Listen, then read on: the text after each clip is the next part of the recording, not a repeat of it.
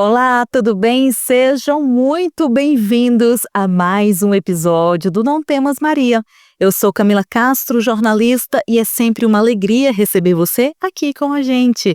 O Não Temas Maria é um projeto da Arquidiocese de Brasília que nasce no coração da igreja com um único desejo: acolher, escutar e orientar mulheres e também homens que enfrentam a dor e a realidade da violência doméstica. Por meio da fé, da escuta qualificada e do acompanhamento pastoral, buscamos construir caminhos de cura, dignidade e esperança, sempre de forma sigilosa, segura e profundamente humana.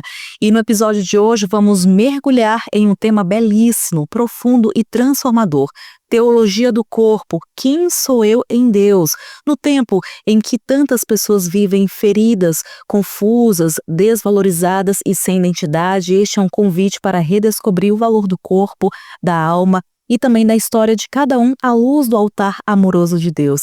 E para essa conversa tão especial, recebemos convidados igualmente especiais: Padre Eduardo Peters, sacerdote da Arquidiocese de Brasília, atual vigário-geral, foi reitor do Seminário Maior de Brasília e dirigiu a Faculdade de Teologia da Arquidiocese de Brasília, a FATEL. Autor de obras sobre peregrinação e espiritualidade cristã, um pastor de alma fina e coração preparado para iluminar esse tema. E recebemos ainda a psicóloga Ana Carolina, que trabalha em uma clínica católica e tem na teologia do corpo uma de suas principais referências. Fala com frequência sobre o tema em suas pregações, sobre castidade, já integrou grupos de estudos dedicados à teologia do corpo. Aplica esses ensinamentos tanto na própria vida espiritual quanto no acolhimento aos seus pacientes. Além disso, é membro do Instituto Auxílio, cuja missão é rezar pelos sacerdotes. Também estamos recebendo Jerônimo, missionário do Campus Fidei, doutorando em teologia e mestre em teologia sistemática, com ênfase em teologia do corpo, pós-graduado em logoterapia, doutrina social da igreja e antropologia, professor e diretor acadêmico na FATEL, um dos estudiosos mais preparados do Distrito Federal sobre teologia do corpo. Sejam muito bem-vindos a mais um episódio do Não Temas Maria. Muito obrigada pela presença de cada um de vocês aqui. Jerônimo, obrigada, seja muito bem-vindo, viu? Muito obrigado, que agradeço o convite, a alegria de estar aqui pela primeira vez, coisa boa, viu? Obrigado. Padre Eduardo, estamos muito felizes com sua presença aqui hoje, viu? Muito obrigada mesmo pela disponibilidade. Coisa boa, uma alegria participar hoje aí com vocês desse podcast, né? Até porque eu vi nascer o projeto, né? E que bom que ele está aí em várias vertentes diferentes, né? Se aproximando também desse tema tão importante, né? Com certeza. Ana Carolina, seja bem-vinda, uma alegria enorme ter você aqui com a gente hoje, viu? Para esse bate-papo e esse tema tão importante, né? Sim, muito obrigada, agradeço muito, me sinto muito honrada com o convite, ainda mais por esse projeto tão especial, né? Para ajudar tantas mulheres e homens. Bom, então vamos conversar a nossa conversa aqui, porque temos muita coisa hoje para colocar aqui, né, nesta mesa, muitos conhecimentos. Eu já começo então perguntando para o senhor, padre, como o senhor explicaria em poucas palavras o que é teologia do corpo? Bom, explicar isso em poucas palavras aí. Mas assim, na verdade, na teologia, sobretudo na teologia moral, havia uma lacuna, ou pelo menos um desenvolvimento que precisava ser feito, né? E o Papa João Paulo II, depois da Familiaris Consortio, ele escreveu uma série de catequeses, né, sobre o amor humano. E o que é bonito nisso, né? Há uma recuperação na teologia do corpo, porque a dimensão espiritual da teologia sempre foi uma coisa bastante desenvolvida, né? Agora, aquela coisa, será que o corpo tem alguma coisa a ver com esse assunto, né? Será que existe algum tema relacionado com a salvação, né, das pessoas que se possa falar do corpo? Porque, historicamente, sempre houve uma percepção um tanto quanto pejorativa do corpo, né? No corpo estão os apelos, né? No corpo está a concupiscência, né? No corpo está o pecado, e aquela coisa, né, da sensualidade, não só no sentido sexual, mas no sentido dos sentidos, né? Então, nós somos estimulados, né? Nós percebemos o mundo, interagimos com ele através do corpo. E aí a questão é, será que existe alguma coisa a se dizer, né, sobre o corpo? Porque o corpo também foi criado por Deus. Nós não temos um corpo, né? Nós somos um corpo. Então, não dá para pensar a pessoa humana sem pensar também a sua corporeidade.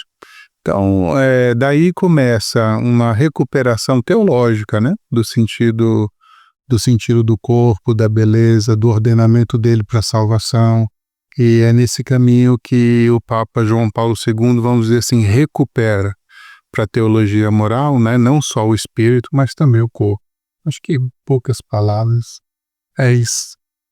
Agora o Jerônimo, né, que estuda também esta área, fala um pouquinho pra gente sobre isso. Fala-se muito em o corpo como linguagem. O que isso quer dizer exatamente? Pois é, o Papa, como dizia o Padre Eduardo, observando que o mundo estava analfabeto no que se refere a Deus, né, falar de Deus, ouvir a Deus, comunicar a Deus, ele fez a seguinte pergunta: será que o corpo não é um lugar teológico? Ou seja, um lugar que Deus se revelou, um lugar que Deus se relaciona com a humanidade? Claro, a pergunta é retórica, porque sim. Basta você ver, por exemplo, da teologia dogmática, nós temos ali, por exemplo, no princípio, que é irrefutável e inegável, o verbo de Deus se fez carne. Ou seja, Deus, puro Espírito, vem habitar entre nós, armar a sua tenda entre os homens, assumindo a humanidade, assumindo uma corporeidade, ou seja, Deus entra no mundo através de um corpo humano, no mundo realidade criada, realidade material. E aí o Papa diz assim, bom, pelo fato do verbo ter se feito carne, não será que a teologia em que Deus entrou pela porta principal da teologia por meio do corpo humano? Então, teologia do corpo, essa linguagem sobre Deus. Uma realidade que nos fala sobre Deus à medida que olho para o humano.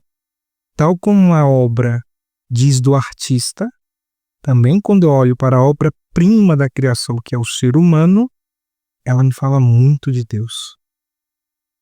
Então, quem é o homem, Senhor, para dele assim vos lembrardes e o tratardes com tanto carinho? Pergunta o salmista. Este homem é a imagem de Deus. É um princípio dentro da antropologia, né? Imago Dei. O homem fala-nos de Deus. O homem nos comunica a Deus na sua corporeidade. E aí, claro, não apenas no que é material, que aí, quando falamos da corporeidade, o corpo revela ao homem, então falamos aqui dessa unitotalidade, né? Corpo e alma, ou seja, essa dimensão que caminha junta, né? Enquanto ser vivente, ser vivo, corpo e alma diz quem é o homem. Mas o corpo, um princípio imediato, é a epifania da pessoa. Então, quando você pensa numa pessoa, por exemplo, pense aí, você que está nos ouvindo agora, na sua mãe. É impossível pensar na sua mãe sem imediatamente se manifestar nos seus sentidos, na sua sensibilidade afetiva, a imagem do corpo dela.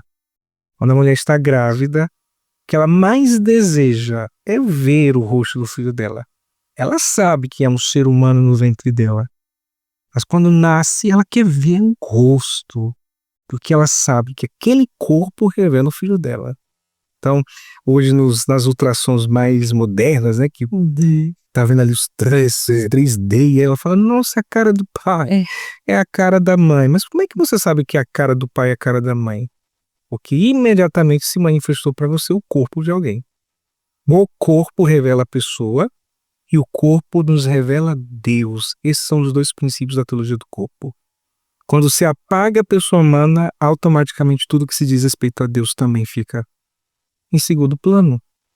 É impossível falar da obra-prima sem remeter-se ao Criador, remeter-se ao artista. Com certeza. É um tema muito bonito e muito profundo, né? E para quem vive, então, né, a teologia do corpo, você, Ana Carolina, que vive, né, a teologia do corpo ali no seu cotidiano, como foi que ela te alcançou a primeira vez? Conta um pouquinho da sua experiência pra gente. Essa história é boa, eu posso te contar. Na época eu tinha 17 anos, tinha acabado de me formar no ensino médio. Eu sempre fui católica, minha família sempre nasceu em berço católico. Eu servia no altar, né? Sim, meus pais eram ministros da Eucaristia. Então eu sempre tive contato. Meus avós são da comunidade Vida Nova, então a gente sempre cresceu nesse meio. Só que eu nunca tive o meu encontro pessoal com Deus. Nunca tinha tido, né? Quem eu era diante de Deus. E Ele me tocar, e Ele me amar, e eu senti esse amor. E foi quando, numa viagem para o PHN com a comunidade Vida Nova, né? Lá em 2019, antes da pandemia, eu comprei um livro sobre castidade do Thiago Marcon. E esse livro, ele falava um pouco da teologia do corpo, mas falava um pouco mais da castidade. E eu falava assim, quando eu li, né? Eu pensava, meu Deus, eu queria tanto ser amada dessa forma. Eu queria tanto ser tocada dessa forma. E eu vivia, assim, em relacionamentos em que eu achava que eu tinha que dar o meu corpo, né? Que eu só seria amada com alguma condição. Então, assim, que eu só seria amada se eu fosse bonita, se eu fosse magra, se eu fosse legal. Então, sempre o amor era condicional. E com a castidade eu permiti entender, né? Que eu deveria ser amada como eu sou, né? Simplesmente pelo fato de eu existir. Daí foi quando, em 2020, na pandemia, eu conheci o Instituto Imago Dei. Na época eles não eram instituto, né? Eles estavam só divulgando e tudo. Eles tinham essa frente já, que eles eram, se eu não me engano, do Sussum Corda. E aí o Vini, a Laila e a Ramone, eles montaram um congresso online. E meus pais, como um presente para mim, quiseram me dar de presente para eu participar desse congresso. Então foi quando eu conheci, né, os três, né, que foram meus pais espirituais, assim, eu brinco que foram eles que me geraram na teologia do corpo, porque eu me senti muito amada por eles. E aí lá eu conheci São João Paulo II, me apaixonei pela história de São João Paulo II, eu tinha acabado de entrar no curso de psicologia também, então para mim a psicologia teve um sentido, né, depois de estudar São João Paulo II. E aí foi quando eu comecei a entender o que era ser amada, foi quando Deus me tocou, para ele falar assim, né, para mim, que eu era fruto do amor, né, o amor com a maiúscula. Eu precisava ser amada primeiro para conseguir amar da melhor forma. Precisava sentir esse amor. E aí, depois de um tempo, né, me consagrei a Nossa Senhora e tudo isso também foi fruto da teologia do corpo. E eu conheci o meu noivo, né, e eu brinco assim nas pregações de castidade que a gente costuma fazer, que normalmente ele fica com os meninos e eu fico com as meninas. E eu falo para as meninas, né, porque as mulheres, elas têm dentro delas um desejo tão grande por serem amadas, por serem queridas, por serem ouvidas, por serem escutadas. E infelizmente hoje o que o mundo oferece não é isso. E aí eu falo muito com elas, eu falei, gente, vocês querem amar, vocês querem ser amadas da melhor forma, vocês querem sentir esse amor, vivam a castidade. Porque sem a castidade não é possível a gente conhecer o outro profundamente, a gente entender o coração do outro, né? Hoje eu falo para elas, eu me sinto extremamente segura no relacionamento que eu estou, porque eu sei que o nosso amor ele não é condicional, que o nosso amor é totalmente incondicional. Mas para a gente poder amar, primeiro a gente precisava amar a Deus, a gente precisava ter esse encontro pessoal, né, com Deus, para depois a gente conseguir trazer esse amor divino pro amor humano também. E aí foi quando a teologia do corpo me tocou, né, de entender que existia um vazio dentro de mim, uma ânsia, uma sede por Deus. E eu precisava buscar essa sede para todos os lugares, e nada poderia completar e saciar essa sede dentro de mim. Padre, a gente percebe então que a teologia do corpo ajuda, né, na cura da identidade, realmente. Você concorda com isso? Com certeza. É porque assim, o nosso corpo, como o Jerônimo estava falando, né, ele é porta, né, e porta de tudo, né? Quando a gente para pensar na questão dos sentidos nossos, né, e a gente pensa na questão, até São Tomás falava disso, né, quando ele falava da experiência do amor, né, ele diz que um primeiro momento do amor, né, é esse ser despertado pelos sentidos, né, e o amor ele precisa ser uma realidade, ela precisa ser ordenada, né, e ela é ordenada pela graça. Então, como o corpo é a porta, né, a gente precisa ordenar essas relações que nós temos com todas as coisas, com as outras pessoas, a partir da experiência da graça. E aí é onde entra um elemento interessante, porque muitas pessoas estão feridas, né, na experiência da sua vida, e essas feridas, elas são marcas que vêm através do corpo, né? E, de novo, nós não estamos falando só da questão da sexualidade, né? Mas nós estamos falando justamente do universo das relações, porque toda interação que a gente faz é pelo corpo. Quando a gente pensa no projeto, né, no Não Temas Maria, né, a gente vê que o corpo é, vamos dizer assim, o sacramento daquilo que nós somos, ou seja, um sinal sensível e eficaz da nossa presença. Nós somos amados ali e somos feridos ali, né? Quer dizer, a gente não pode deixar de pensar nessa dimensão do corpo sem olhar para a experiência da cruz, né? Porque a experiência da cruz de Cristo mostra também como Deus nos amou no seu corpo. O profeta Isaías dizia, né, pelas suas chagas nós fomos curados. Então, um Deus que se deixa ferir, né, ele carregou sobre si, né, os pecados da humanidade inteira. E onde que ele carrega?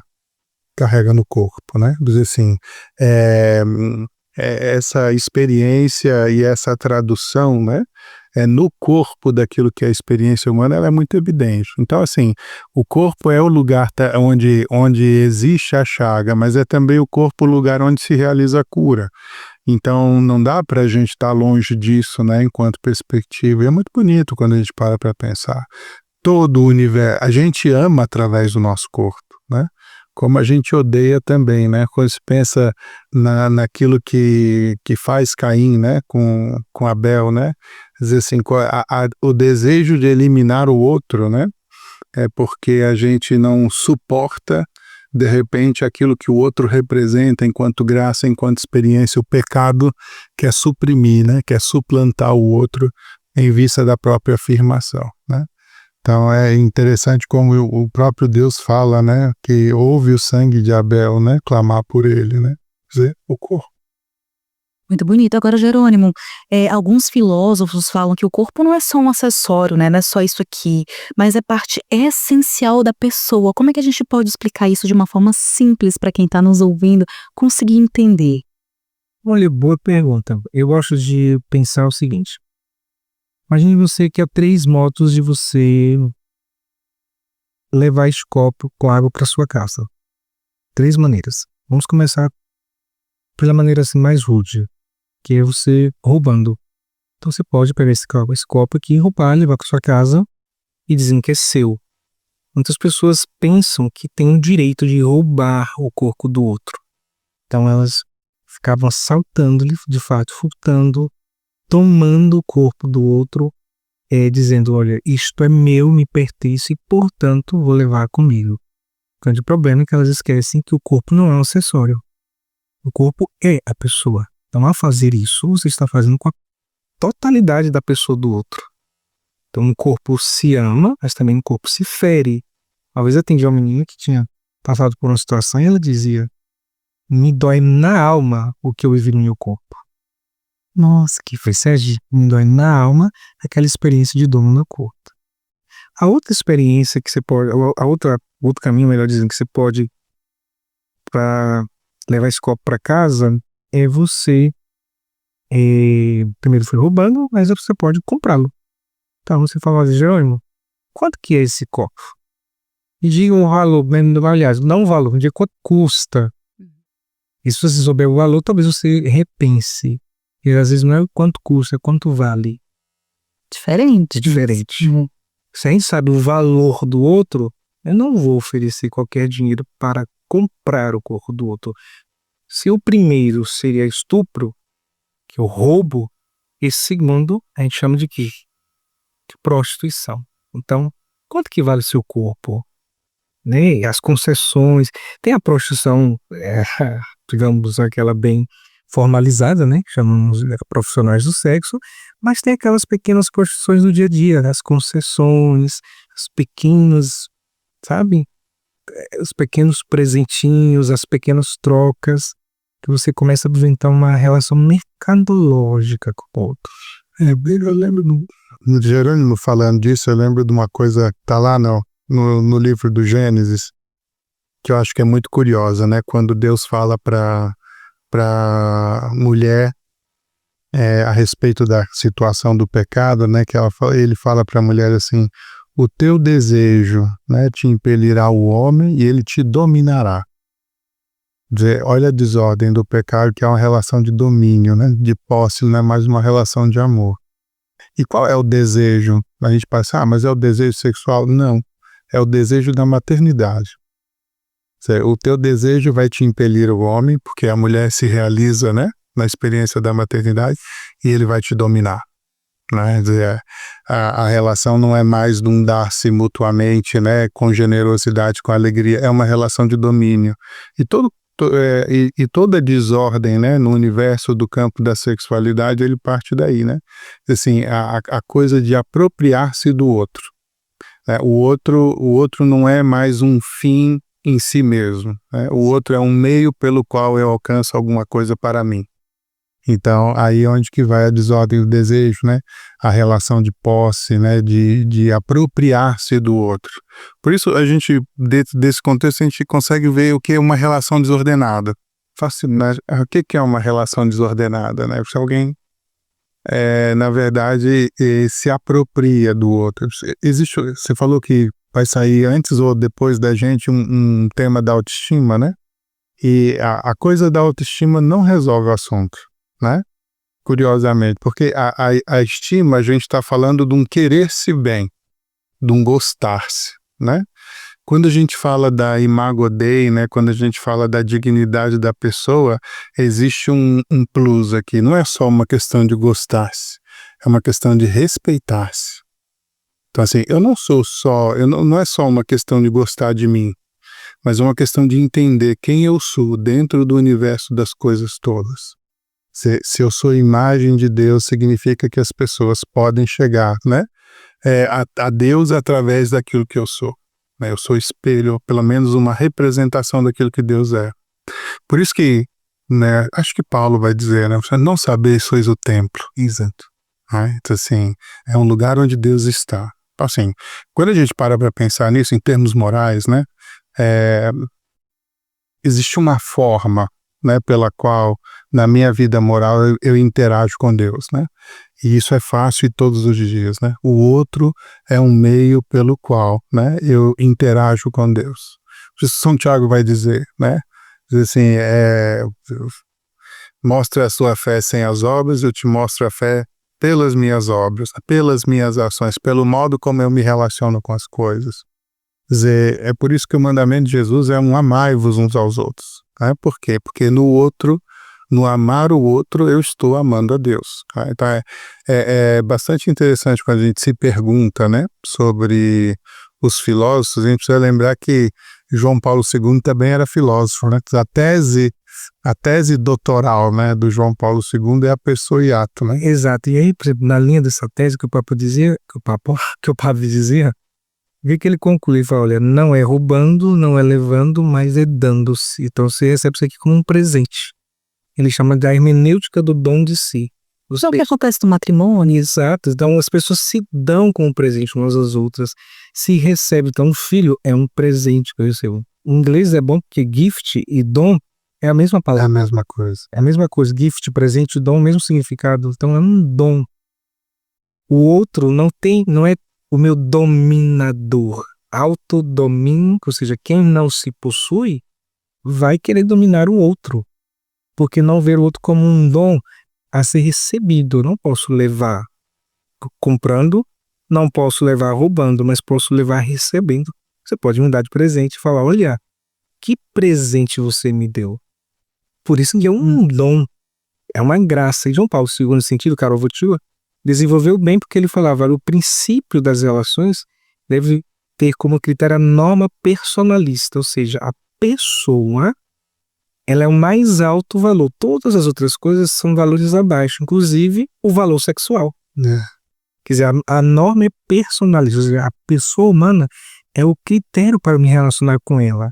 Não posso, por exemplo, vou dar um exemplo, quero casar muito para ter um filho. Não, olha, cara, você pode estar instrumentalizando uma coisa boa, inclusive pode ter um fim bom, mas o meio, o veículo, não é saudável da moralidade, né? Quer dizer, pode se tirar um bem de algo cujo fim é bom, mas os meios são ruins? O Paulo VI fala, né, no Humanae Vitae número 9, né, amar o outro, né? Amar o consorte, a gente não ama ele. O amor total é amar o outro não por daquilo que se recebe dele, né? Mas por poder enriquecê-lo com o dom da própria vida. E vocês comentando, me veio aqui na memória uma cena da minha juventude. Eu lembro de uma vez uma amiga que se relacionou com um cara que era mais velho, e um dia conversando com ela falou assim: naquele dia meu corpo ficou ferido. Hoje eu compreendo o que ela quis dizer aquilo. E você que prega, né, em alguns momentos sobre castidade para jovens, qual que é a importância da gente formar esses jovens, né? Já que a gente tem uma cultura que banaliza tanto o corpo. Sim, eu acredito que muita coisa começa nos jovens, né? Pra gente evitar muitas coisas futuras, é importante olhar para eles também e de determinadas formas. E eles vivem realmente, hoje a gente tem uma cultura de muito uso, de coisificar, né? E você perde o seu ser pessoa, você perde o seu ser alguém. E quando a gente trabalha com jovens, assim, a gente fala muito. Primeiro que os nossos retiros, nossas pregações, elas têm o mesmo intuito, de fazer com que eles entendam que eles são amados, né? E um amor verdadeiro, um amor que é perfeito, o único amor que vai ser perfeito, que é o de Deus. O único amor que vai ser, que não é condicional, o único amor que vai realmente preenchê-los, né? A gente começa por aí, porque nessa idade eles são muito intensos, né? Eles ficam muito intensos, tudo é muito, então, e curiosos. Então, se eles estão tristes, eles estão muito tristes. Se eles estão felizes, eles estão muito felizes. Se eles se desesperam, eles estão muito desesperados. Então, a gente trazer um pouco dessa realidade do amor para eles como aquilo que é aquela verdade que é absoluta, que não vai sair de lá. Eles podem estar tristes, podem estar afastados, podem estar desesperados, podem estar com raiva, mas ela está lá, né? Aquela verdade acontece ali. Então, fazer com que eles entendam que existe algo que é estável, né? Algo que é constante, algo que não é volútil, assim, que não vai embora, não acaba. Então, quando a gente fala da teologia do corpo, primeiro a gente fala de amor para eles. A gente fala desse amor de Deus, que é onde inicia várias outras coisas também. Você sabe que a castidade, quando ela é posta, né, na moral, ela funciona assim. A castidade, ela é o reto uso da sexualidade. Então, quando a gente pensando em Aristóteles, né, assim, a gente está no universo de evitar os excessos e as faltas. Então, conseguir achar o equilíbrio, né, para você viver a sua dimensão sexual de maneira ordenada. Então, quando a Ana fala das intensidades dos jovens, né, a gente é confessor, a gente está acostumado a ver essas coisas, né? Dizer assim, quando a gente fala da intensidade, qual que é o grande desafio? Né? O grande desafio é a gente não se deixar levar, né, pela emoção, pelo momento, mas a gente se deixar levar pela verdade, né? E é a verdade nossa, né, que deve orientar essa castidade. E, de novo, a gente bate no mesmo ponto da dignidade, né? Porque a Ana sabe disso, né? Imagina, porque que está preparando para casar, né? E eu falo isso muito para os jovens, assim, a nudez, né, é a intimidade ou é o revelar-se de maneira mais profunda a uma outra pessoa. Então, a pessoa que tem acesso à sua intimidade, né, se você dá o acesso à sua intimidade, tem que ser uma pessoa que tenha conquistado isso, né, e que tenha um sentido próprio. É muito triste quando o relacionamento começa na intimidade física, né? Porque, na verdade, a intimidade ela é algo para ser entregue por último, né? Porque é aquilo que existe mais nobre, mais próximo, mais verdadeiro sobre aquilo que a gente né? É o nosso corpo. E hoje, como ele é usado como mercado, né? Como coisa, nossa, como isso fica difícil, porque as pessoas não veem o seu corpo como a si mesmos, né?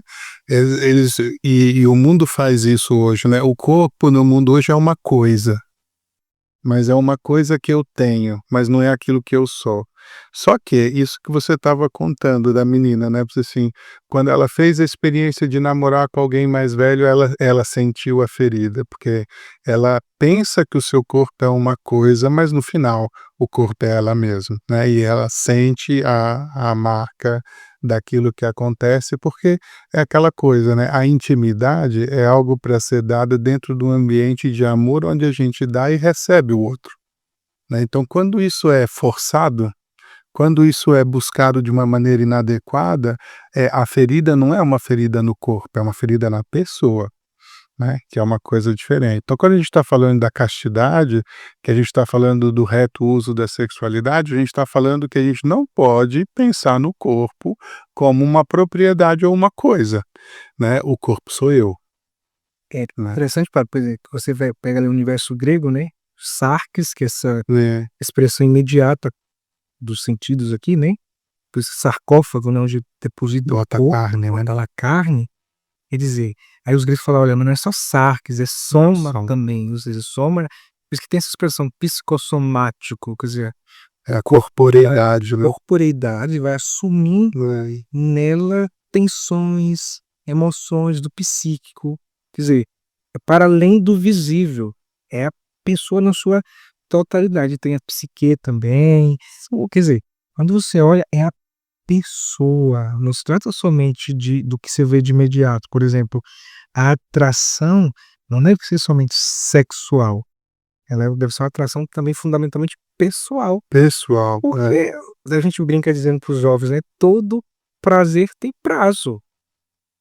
Verdade. Tá ali comendo ali uma refeição, um churrasco, nossa, que delícia. De repente você fala, ai meu Deus, que canseira. Mas canseira de quê? Estava tão bom. Quer dizer, tu nessa vida tem um prazo ainda já bom. Verdade. Também a sexualidade. Imagina, o que é de 30 anos de casar. a finalidade é o encontro, não é o prazer. Esse é o problema, né, porque quando a gente Isso eu ia perguntar agora. Qual que é a finalidade? porque assim, é o encontro de 2 pessoas, né, quando a Ana fala que ela está se preparando aí para o matrimônio, acho que ela pode até falar melhor que eu, né, diz assim, eh, o encontrar o outro, né, também na intimidade sexual faz parte desse processo todo. E o prazer, vamos dizer assim, é um plus, né. Diz assim, a gente se encontra com o outro e é interessante que Deus tenha colocado nesse encontro como resultado uma satisfação. É mais sentido, mas assim, é o coroamento de uma coisa que é muito mais ampla, né, porque quando a gente pensa acho que é sempre ruim falar assim, mas a gente fala, por exemplo, do débito conjugal, né, assim, você se casa, São Paulo vai dizer, não é o marido que dispõe do próprio corpo, é a mulher. Ele diz, não é a mulher que dispõe do próprio corpo, é o marido, mas eles se dão, né, então é esse dar-se mutuamente, né, quer dizer, é o enriquecer o outro com o dom da minha própria vida. Esse dar-se é que dá sentido à intimidade sexual.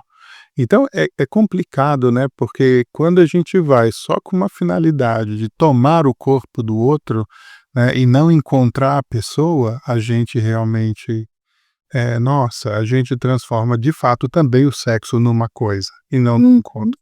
E eu converso muito com meu noivo assim, porque eu falo pra ele, eu falo assim, nossa amor, você já me viu de tantas formas, já me viu triste, chateada, feliz, e a gente também já vivemos tanto juntos, já nos conhecemos tanto, já temos tanta intimidade, que no casamento, na nossa noite de núpcias, não vai ser difícil, porque é realmente uma consequência de toda a relação que nós construímos durante esse processo de namoro e noivado, né? Não foi um namoro, um noivado baseado nisso, ou a gente não está casando por conta disso, né? A gente não casa para ter relações sexuais, a gente casa porque a gente quer se unir tão profundamente que é natural, da forma como a gente criou, da relação que a gente criou, na intimidade que a gente criou. Mas primeiro precisou começar na gente, precisou começar na minha intimidade comigo mesma e na intimidade dele com ele mesmo, né? A gente precisa se encontrar, a gente precisa saber quem a gente é pra gente poder se doar, né? E aí eu lembro assim que o Vini e a Laila nas formações, eles batem muito nessa tecla também, na questão do amor esponsal, né? Que quando o amor esponsal, o outro deixa de ser um dom, mas eu também quero me tornar um dom para o outro, que é a simbologia do matrimônio, Eu quero ser um dom para o meu noivo quer ser um dom para mim também. E ali a gente se une, ali a gente cresce juntos, e ali a gente vai viver, né, a nossa realidade matrimonial também. O troço é tão engraçado se parar pra pensar, né? Falando de troço, né? É, o troço é tão engraçado, né, que Deus escolheu no Antigo Testamento inteiro a analogia do matrimônio como analogia da relação dele com o povo dele, né? Ele quer encontrar-se. Pegar o Cântico dos Cânticos, a amada sai ao encontro do amado, né? E procura o amado da minha alma até ela encontrar e deleitar-se, né? Porque ela encontrou o amado e o amado encontrou a amada, né? Então, o Antigo Testamento está repleto disso, né? E é muito interessante quando você abre o Evangelho de João, né? E o Evangelho de João diz assim, né? O verbo se fez carne, né? Quer dizer, Deus encontra, né, de fato, né, a humanidade de uma maneira, de fato, tornando-se uma coisa só com ela, né, que é o que se diz no matrimônio. Quer dizer, é o homem e a mulher, quando se casam, se tornam uma coisa só. Essa unidade é entendida em termos de pessoas, mas é entendida também em termos físicos, né?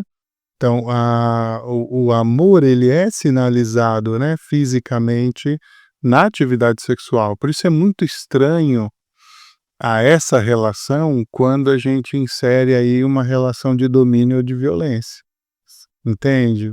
Aí, exato, aí você vê o tanto que a coisa é grotesca, né? Assim, e veja, né? Quando a gente fala, por exemplo, da pornografia, a gente não está falando de uma grafia de amor, né? Tanto que ele está falando de uma porneia, né? Assim, não é a expressão de um amor, né? É a expressão de um sexo grafado de forma violenta, onde se dá muito mais a perspectiva do domínio do que do encontro. Sim. Entende? Isso. E assim, o senhor falou sobre essa questão das consequências realmente, né, que essa falta de pudor traz, que é a própria violência, às vezes, né, dentro dos lares. A gente vê muito isso, né, Jerônimo? Exato. Tem uma das bem-aventuranças bem-aventurados puros de coração, que eles verão a Deus. Imagine que se o corpo revela a pessoa humana, mas também é capaz de revelar a Deus, somente os puros, e não essa pureza piegas, mas a pureza mesmo de coração, permite haver Deus no outro a ponto de, calma, esse aqui é território santo, no qual eu tenho que tirar a sandália dos pés, tratar com dignidade, com reverência. E não é todo mundo que é capaz disso, seja pela criação, seja pelos hábitos, pela cultura. Hoje tudo é muito pornográfico, de fato. Porque, olha que interessante, a gente escuta, né, o eco das palavras de Cristo na Santa Missa, dizendo assim, olha, isto é o meu corpo que é dado. Que lindo, olha. É o meu sangue, O meu corpo. E essas palavras sacramentais eucarísticas, elas permeiam o cosmos inteiro, o mundo inteiro, porque o trabalho, esse é o meu corpo que eu estou dando para trabalhar. A maternidade, este é o meu corpo que eu estou dando. A mulher ao dar à luz, este é o meu sangue, meu filho, que eu estou derramando para que você venha ao mundo. O trabalhador, e segunda a sábado, sai para trabalhar, volta, está dizendo, isso aqui é o meu corpo. Porque no fundo ele está dizendo, isso aqui sou eu. Porque já não tenho mais o que dar como expressão de amor, a pessoa se dá, dizendo, eu me dou. Então toda vez que a gente escuta na missa os ecos da palavra de Cristo na Eucaristia, essas palavras, elas alcançam a humanidade inteira. Você para pensar como Jesus não deixa a paixão ser interpretada de outra forma. Ele não deixa. Porque antes ele vai dizer, ninguém tira a minha vida. Eu a dou por mim mesmo. A dou por mim mesmo. Então, no casamento, na maternidade, quer dizer, eu dou livremente, não sofro nenhum constrangimento, não me sinto obrigado, não me sinto violentado. Eu estou envelhecendo com essa pessoa livremente. Eu me tornei mãe livremente. Eu estou trabalhando livremente. Percebe que a teologia do corpo, ela fala de tudo um pouco, porque é da pessoa. Gente, Salis, e hoje se fala muito de corpo livre, com uma outra, e isso que é liberdade, né? Exato. Essa liberdade é Cristo. Você fala assim, nossa, que rapaz bonito, foi pro seminário, coitado. Mas, gente, Coitado. pouca relação entre a beleza É. e a engravidar. Eu já ouvi pergunta para Já ouvi. essa moça tão bonita foi ser freira. Tipo assim, Como são, né? coisas, né? Quer dizer, as pessoas não têm clareza o que é a liberdade, o dom de si, a oferta de si. Na cabeça dela, coitada, não tinha o que fazer, tá lá obrigada, casando, então foi pro convento. É. Não sabe. A aparência, ela é a página 1 do corpo. Mas tem a página 2, a página 3, a página 4, as 300 páginas, né? Quer dizer, quando você perguntou sobre o corpo que fala, né? Sobre a linguagem do corpo. Quando a gente para olhar tudo aquilo que o corpo pode comunicar, é uma coisa extraordinária, né? Assim, a quantidade, ela falou, né? Outra hora, assim, ele sabe se eu tô triste, ele sabe se eu tô feliz, ele sabe se eu tô amada, se eu tô no inverno. Tá? Quer dizer, às vezes a fala é lisonjeira, mas o corpo não engana. É interessante. Jesus nos ensina muito forte isso, né? Porque o caminho do amor, ele precisa passar pelo caminho do Calvário. Não tem como ser de outra forma. A gente precisa ter esse sacrifício, a gente precisa ter essa doação. E é no corpo que a gente faz muitas vezes essa doação, esse sacrifício pelo outro, né? Para amar o outro. O amor é sacrifício, o amor é uma decisão constante, né? Todos os dias da nossa vida, de se doar para o outro também. Eu lembrei de uma imagem, imagina, a mulher está com mastite, vendo informação, se o menino está com muita fome, é a única coisa que você pode dar de alimento para ele, recém-nascido. Ela olha e pensa, não, vou deixá-lo morrer, porque afinal de contas, eu estou com mastite. Eu já vi mães dizendo assim, eu morro, mas ele não morre de fome.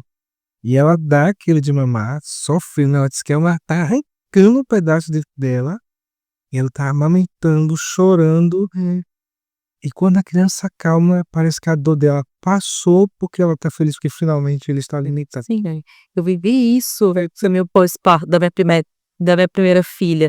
Eu lembro como se fosse hoje, eu com os seios completamente inflamados e ela literalmente se alimentando com sangue, mas eu ali, ó, na dor, mas a criança estava lá se alimentando, né, com pouquíssimos dias de vida. E nenhum momento passou na minha cabeça a possibilidade de desistir ou dar uma fórmula, que eu sabia que ela necessitava do meu corpo para se alimentar. Agora, quer falar de uma coisa difícil, né? Porque às vezes os fios estão trocados, né? Porque a gente está falando da experiência de amor, né? E hoje o mundo pensa no amor simplesmente ligado à ideia de prazer, né? E se a gente parar para pensar em que muitas vezes o amor vai provocar sofrimento e dor? Entende? Assim, é delicado porque, né? Se você for olhar o momento mais extraordinário, né, da vida do Cristo é a oferta dele na cruz. E é o mais difícil de todos, o mais doloroso de todos, né, o momento mais cruciante ali, né, da salvação, é o momento em que o Senhor amou por excelência. Né? Então, assim, às vezes, né, até dentro do contexto dos relacionamentos nossos, né, amor vai significar sofrer, né? E aí nós não estamos falando de uma aceitação de violência, claro, né? Até porque o tema nosso passa por isso, né? Mas estamos falando que muitas vezes o dar-se, né? Porque ela falou, não tá para passar pelo Calvário, né? O amor passa pelo Calvário. Mas o que Jesus fala? Quem quiser ser meu discípulo, renuncie-se a si mesmo. Sabe por quê? Porque o amor é um esquecer-se em vista do bem do outro. O que é amar, né? Objetivamente falando? Amar é dar-se. Mas o dar-se tem implicações, inclusive muitas vezes o sofrimento. Dizer assim, você decidiu ser mãe, né? Concebeu. Quer dizer, ok, na ideia nossa isso é uma coisa bonita, louvável, assim, ok, vamos para os 9 meses, né? Pensa, Exato, vamos para o parto, vamos para o resto da vida do nosso filho, né? Porque assim, você não é mãe só ali num primeiro momento, mas o que acontece com a maternidade, né? E por que ela é sempre posta como referência de amor? Porque a partir daquele momento, né? Uma mãe que é mãe, está disposta, né, a dar, a renunciar a si mesma, a alimentar primeiro o filho do que se alimentar, etc, etc, etc. E isso não é feito por um senso de obrigação. E essa é a ideia, né? Porque assim, o que está dentro do amor e que é fato, né?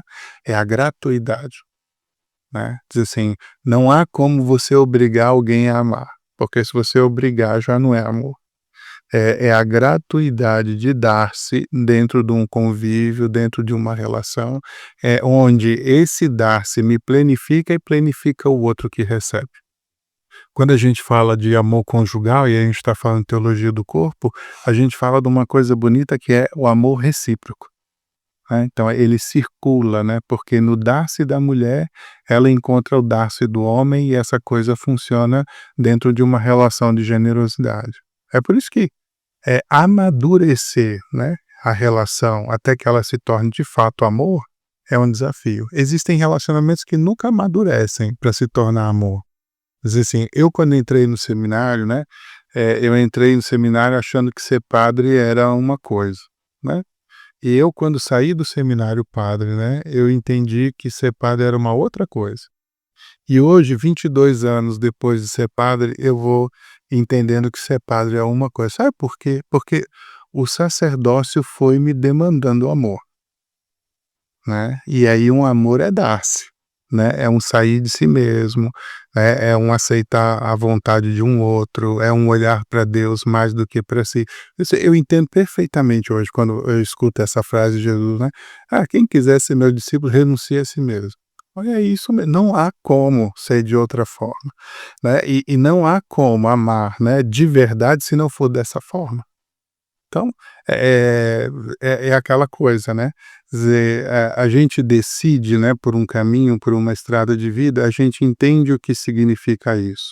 Amar implica sobre muitas vezes ter prazer, sim, alegrar-se, sim, né, etc, etc. Mas também o amar vai te exigir, muitas vezes, um sair de si mesmo, né, para ir ao encontro daquilo que o outro precisa, e o que o outro precisa dentro do contexto do amor é mais importante do que o seu. Nossa, é tão bonito isso.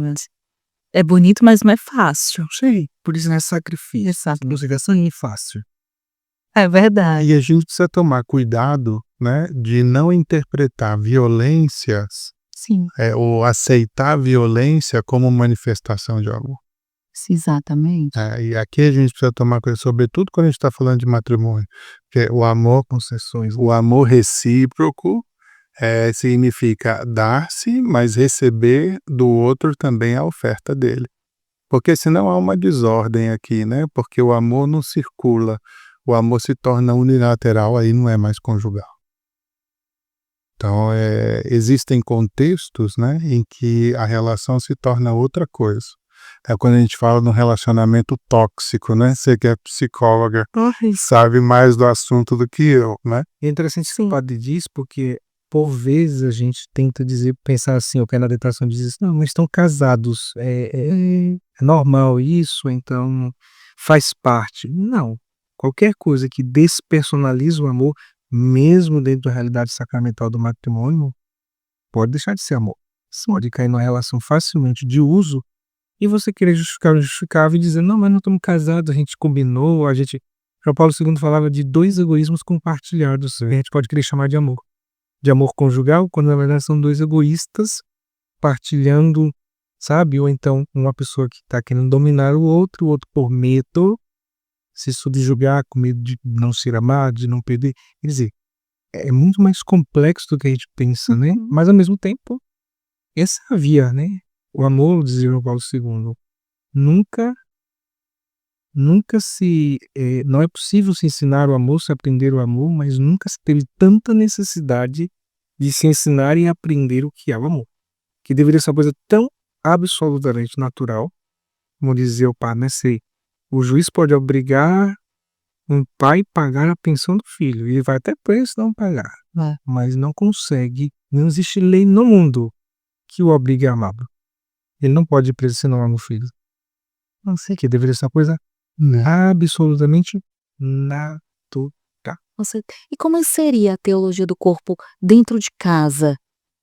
as famílias, né, começarem a instruir os filhos? Como é que a gente faz esse primeiro passo dentro das casas, assim?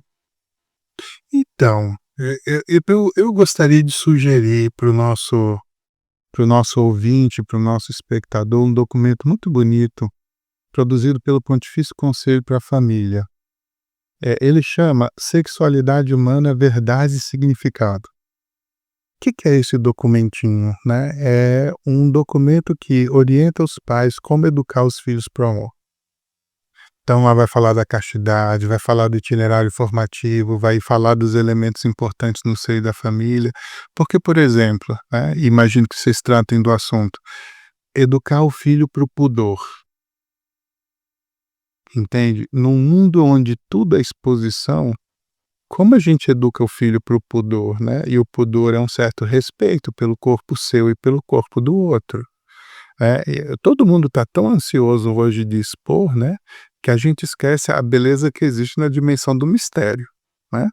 É aquilo que às vezes a gente entrevê, né? Mas não alcança, é muito mais objeto de desejo do que aquilo que está exposto. Então, quando a gente pensa na questão da educação e da formação, né, da nossa afetividade, e a afetividade é o modo como nós somos afetados, né, assim, é a faculdade que temos de ser afetados pelas coisas, né, então esse é o universo da afetividade, então toca todos os sentidos, né, e no que toca os sentidos, toca também a interioridade, porque é pelos sentidos que as coisas entram, né, quer dizer, se o teu olho te faz pecar, né? Arranca, joga fora. Se tua mão te faz pecar. O que ele está falando, né? Dos sentidos, né? Então, assim, se os sentidos são a porta, né? O corpo é a porta. Quer dizer, há que educar, né? As relações com o nosso próprio corpo. E aí o respeito, né? Por si mesmo. Há que procurar também uma educação em sentido mais amplo de todas essas coisas. Então, a gente tem que disciplinar, né? E orientar as pessoas a entender o verdadeiro sentido da castidade, né? Porque o ser casto não é ser reprimido, né? Sim. Mas é ser livre Aprender a amar. exatamente, e direcionar a sua corporeidade de maneira reta e ordenada. Isso é a castidade. E muita gente pensa a castidade como privação, né? Diz assim, e aquela coisa, né? Às vezes os namorados chegam, conversam com a gente e falam assim, olha, tá certo desejar a sua namorada, afinal de contas, quer dizer, eu te desejo essa comunhão, em algum momento ela vai chegar. Mas essa relação não pode ser de posse. Não é uma coisa de eu chegar lá e tomar posse. Então, cuidado, né? E é por isso que, assim, tem uma coisa que eu às vezes me faço, o que é que pode, o que é que não pode fazer no namoro, né? Tem essa coisa. Não, eu falo assim, gente, olha, o namoro é um tempo público.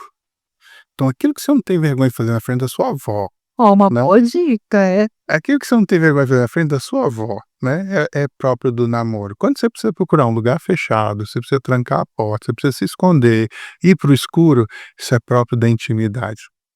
Já uma outra. É porque a intimidade é aquilo que não é visto pelos outros. E aí é próprio de um outro momento, né? Então, às vezes, os namoros, né, eles se tornam difíceis enquanto castidade, porque às vezes a gente quer avançar para uma intimidade que a gente ainda não pode, não deve ter. Senão é o dia pela noite. Exato. Sim. Ana, e nos seus atendimentos, como é que você faz essa instrução, né? Você falou que usa muito a teologia do corpo para fazer atendimentos. Eu fiquei curiosa, como é que é? Não é algo muito explícito, né, que é a teologia do corpo, mas assim, na clínica a gente recebe grande parte católicos também. Então, todos assim, a gente compartilha, né, dos mesmos valores, das mesmas virtudes. E normalmente o que chega assim em atendimento muito forte? Principalmente voltado para mulheres.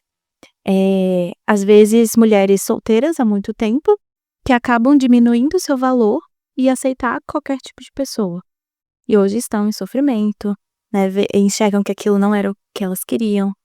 E jovens também, né, quando o jovem chega, assim, essa questão da família, eu vou até trazer junto também, ver se não entender alguma coisa vocês me falam, mas a questão da família, né, ela começa principalmente pelos pais. Quando os pais são virtuosos, quando os pais conseguem transmitir esse amor de Deus, assim, amar entre eles e transmitir isso para as crianças, já é uma boa parte para essas crianças crescerem, né, e entenderem as responsabilidades, entenderem o que é o domínio de si, né. Começa pouquinho, cada criança vai ter a sua compreensão em cada idade, e em cada idade dá para ensinar alguma questão, alguma coisa que também está relacionada ao amar, né. Quando você fala de responsabilidade, quando você fala, da temperança, da ordem. Então quando você trabalha as virtudes para as crianças, elas vão entender, né, a questão da consciência. Então o que chega muito hoje nos atendimentos para mim, e eu trabalho muito forte isso também, são as virtudes, né, para essas crianças. Eu converso muito com os pais, a gente faz um apoio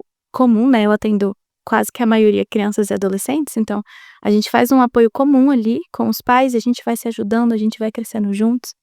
E essas crianças vão trazendo as demandas, então criança e jovem traz muita demanda de sentimento desordenado, o sentimento quando ele é muito intenso, o desespero. Então a gente vai trazendo no sentido de botar para a realidade, colocar a razão em jogo, né. Os seus desejos são importantes, os seus sentimentos são importantes, porque igual o padre e o Jerônimo falaram, né, a os nossos sentidos é a porta de entrada para tudo na nossa interioridade. Então eles são importantes, mas eles precisam ter uma rédea, eles precisam ir caminhar para algum lugar. Então o que eu trabalho majoritariamente, assim, na teologia do corpo, traz muito sobre a dignidade, de falar que eles têm um valor que é intrínseco a eles, assim, que não precisa deles serem bons profissionais, não precisa delas serem, mães perfeitas, né, são um valor que é deles, e também essa ordenação dos sentidos, dos sentimentos, dos desejos, de colocar. Eu até brinco com as crianças, porque eu falo que é como se a gente fosse um cavaleiro em cima de um cavalo, né, então o cavaleiro somos nós, o cavaleiro ele precisa de uma rédea, que para controlar o cavalo, que seria a vontade, e tem o cavalo, que seria os nossos sentimentos. Então, um cavalo sem as rédeas, ele vai para qualquer lugar. Ele cresce para qualquer lugar, ele corre, ele briga, ele é feroz, ele pode amansar, mas a gente precisa das rédeas para levar ele para algum caminho, para levar ele para algum lugar. Então, a gente trabalha muito assim, então, dessas duas formas, né? Tanto da dignidade e do valor, que também muitos chegam com muitos sofrimentos em relação, não sou bom o suficiente, né? Eu não. Qualquer coisa que acontece de errado, a pessoa, ela pega como se fosse dela, né, então uma crítica que alguém recebe, me fala sobre mim, e não fala, é uma crítica, calma. Então a gente vai trabalhando muito dessa forma nos atendimentos também. Sabe, tem uma coisa que o documento fala para os pais, né? Como é que você vai educar os seus filhos e falar de sexualidade para eles, né? Sabe o que a igreja recomenda? Você assim, olha, quando você for conversar com os seus filhos, fala sobre a sua própria experiência. Assim, como é que o seu pai, né, me trata? Pai, como é que a sua mãe me trata? Você está vendo como a gente se relaciona? Você está vendo como a gente se respeita? Não queira menos que isso. Sim. Foi isso quanto, né? E os jovens e as crianças, elas enxergam a verdade. Eles sabem, né? Eles conhecem quando é mentira, eles conhecem quando é verdade. Então, quanto mais verdadeiros nós formos, mais eles vão se aproximar também da verdade que é Jesus. Verdade. Eu sei que esse é um assunto que rende uma conversa muito longa, ainda mais com 3 grandes pessoas que sabem muito sobre o assunto, né, mas já estamos chegando aqui no finalzinho do nosso episódio de hoje, né, do Não Temas Maria. Eu quero agradecer a participação de cada um de vocês, espero que vocês tenham gostado dessa experiência, mas antes da gente terminar, eu queria que você já deixasse uma mensagem aí, né, para as pessoas que estão nos ouvindo, principalmente relacionado mesmo à teologia do corpo. Bom, fazendo eco a esse programa de cuidar das mulheres, eu lembro daquela passagem: perfeito amor lança fora todo temor. São João diz isso com muita propriedade. Então, se há temor, então não tem amor. Acho que esse é um termômetro para a gente, por exemplo, guiar as nossas relações, nossas amizades, as nossas relações profissionais, as relações conjugais, enfim, pensar que verdadeiro amor, perfeito amor, ele lança fora todo medo. Todo medo. Então, se posso deixar uma palavra para quem investiu o seu tempo para nos acompanhar nesse episódio, lança fora todo medo do seu coração e vai amar com toda liberdade, porque ali está, então, o verdadeiro amor. Muito bem, muito obrigada, viu, pela sua participação. Padre, obrigada. Deixa uma mensagem também para quem está nos acompanhando. Então, eu pensando um pouco no contexto das dificuldades, né? Porque às vezes a gente se depara com as pessoas se esforçando muito para resolver os problemas, né? Eu queria dizer nesse sentido que não está escrito em lugar nenhum que você precisa resolver esses problemas sozinho. Porque qual que é o grande problema às vezes? A gente protela, procurar alguém que nos auxilie, né? Mas não está escrito em lugar nenhum que a gente tem que fazer isso sozinho. São Paulo escreve lá na carta aos Gálatas, no capítulo 6, né, diz assim: carregai os fardos uns dos outros, né? Quer dizer, a gente precisa se ajudar, né? Eu acho que a grande iniciativa, né, que foi a inspiração que Dom Paulo teve, desse programa todo, né? E o que nós estamos fazendo é justamente tentar, né, ajudar as pessoas a perceberem que elas não precisam, né, carregar o fardo sozinhas. É possível dividir. E às vezes até é importante dividir, né. Então que a gente possa entender que nós estamos no mundo para construir os contextos de amor, né, e que a gente precisa dizer não a todo tipo de violência, sobretudo a todo tipo de violência contra aquele que é o mais vulnerável, né. As mulheres e os vulneráveis, né, precisam ser cuidados sempre, né, com a ternura que é própria do cuidar de Deus, né. Então que nós possamos nos ajudar nisso, né, e que as pessoas entendam, exatamente que a gente não pode, né, aceitar outra coisa que não seja, a experiência de amor para nós, né. Então Deus nos criou, imagem e semelhança dele, Deus é amor e nós somos criados para o amor. Não podemos aceitar menos que isso, né, acho que isso é importante. Certeza, obrigada, Padre. Ana, obrigada pela sua participação. Quer deixar uma mensagem também para quem está nos assistindo? Fica à vontade. Eu acho que a mensagem que eu queria deixar, o padre e o Jerônimo falaram muito forte, porque existe uma frase de São João Paulo II que sempre me tocou muito, que é: o amor me explicou tudo. Então, realmente, nós somos feitos por amor para amar. Então, essa é a nossa vocação primeira, essa é a nossa finalidade de vida. Nossa primeira vocação, e Santa Teresinha ensina isso muito bem, né? Minha vocação é amar. E eu queria deixar aberto também para as pessoas que precisarem, a nossa clínica, a Clínica Afectos. A gente fica ali perto da Guatinga Shopping. Todos os psicólogos são católicos, a gente está ali de portas abertas para receber quem precisar de ajuda. É igual o padre falou, a gente não precisa lidar com tudo sozinhas, né? Então tem a clínica de portas abertas para todo mundo. Criança, adolescente, casal, adulto, avaliação psicológica, padres, então todo mundo. E deixo também o Instituto Auxílio, especialmente para os sacerdotes que precisarem de alguma oração, que estiverem buscando por alguma ajuda, porque vocês também precisam, né, nem tudo precisa ser sozinho. Também estamos aqui para dar esse suporte, esse apoio. E quem quiser conhecer mais também sobre a Teologia do Corpo, tem o Centro de Estudos Imago Dei, do Vini, da Laila e da Ramone. Eles estão no YouTube, nos Instagrams. Eles são, assim, a pessoa que consegue realmente absorver a teologia do corpo e trazer para a nossa realidade, trazer para o nosso coração. Então, os três, né? Isso é incrível a vocação que eles têm para esses estudos. Então, eles conseguem trazer para dentro do nosso coração, para a gente realmente enxergar o nosso valor, enxergar o tanto que nós somos amados. Então, é por isso. Bem, obrigada, gente. E assim nós encerramos mais um episódio do Não Temas Maria. Que conversa linda, profunda e necessária que nós tivemos hoje, não é mesmo?